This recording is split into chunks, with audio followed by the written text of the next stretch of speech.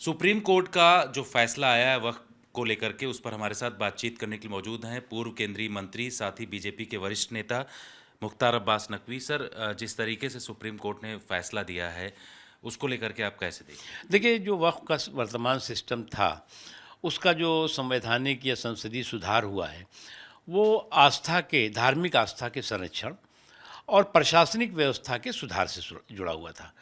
इसमें धार्मिक आस्था के संरक्षण की गारंटी थी और प्रशासनिक व्यवस्था के सुधार को पूरी तरह से उसमें प्राथमिकता दी गई थी।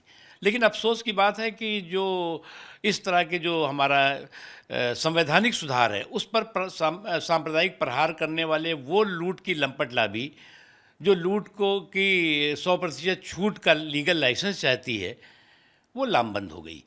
और ऐसी लूट की लंपट लाबी जो लूट की छूट का लीगल लाइसेंस चाहती हो, वो लामबंद हुई, क्योंकि जो इनकी लूट की लाबी थी उसकी नाकाबंदी और तालाबंदी इस कानून के ज़रिए हुई है, इसलिए वो एक इकट्ठा हो गए।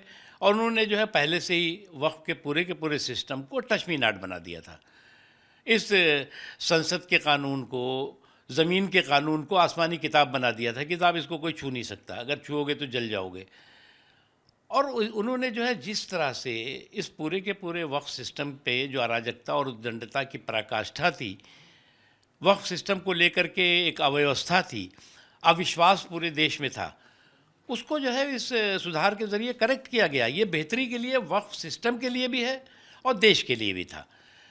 लेकिन कुछ लोग इसको नहीं चाहते थे, वो इस सुधार पर भी सांप्रदायिक वार और प्रहार करना चाहते थे, क्योंकि उनको भी इस बात का अच्छी तरह एहसास था कि इस सुधार के साथ ही इस लूट की लंपट लाबी पर की जो है वो लूट की छूट पर जो है वो नाकाबंदी हो जाएगी, तालाबंदी हो जाएगी, इसलिए ये सब लामबंद हो गए।